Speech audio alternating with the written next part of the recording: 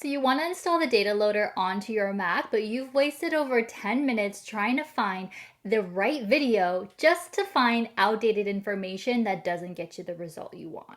Don't worry, I've got you covered. Let's get started. So you want to open the two links in the video description into two tabs. Okay, before we do any installing, you need to make sure you have permission. You need to have API enabled. You need to have permission for the action you want to do. So if that's create, edit, delete records, and you need to have bulk API hard delete. Only if you plan to permanently delete records using bulk API. Once you have these squared away, you will need to next make sure you have Java on your Mac. If you don't, you will need to install it. I am going to walk you through an example where I don't have Java, so that's why we have that second tab open here. And now on this tab, let's scroll down and click into the Mac tab. So then you're going to see a few different options. What you're going to do is click on the Apple and then click into About This Mac and just confirm which chip you have.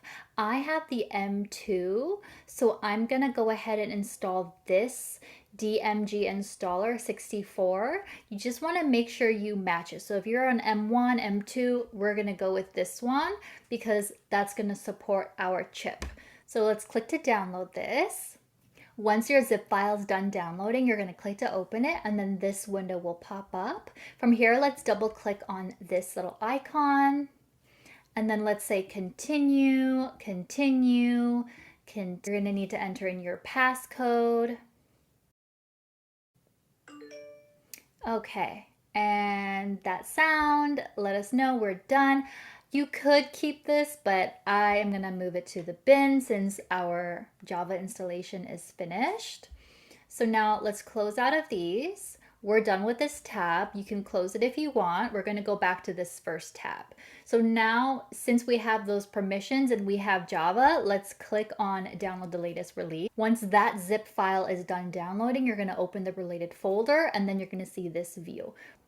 Wait, before we continue, don't forget to give this video a thumbs up if you enjoyed it. Hit that subscribe button and turn on that bell to not miss a single CPQ Quote to Cash video. Next from here, we're going to click on Install Command. If you don't see this window up here and you see an error message instead, you will need to just open your system settings, your privacy and security tab, scroll all the way down to the security section, and then allow applications from install command. Once you've done that, you can double click on the icon again, and then you'll see this pop up appear. So here it says, do you want to install Data Loader in the current folder? So I'm going to say yes.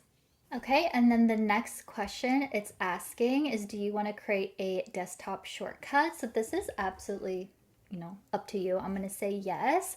Do you want to create a shortcut in applications folder? I'm going to also say yes. And now you should see the Salesforce Data Loader window pop up on your screen with the various buttons to allow you to load data into your Salesforce. Congratulations and happy loading.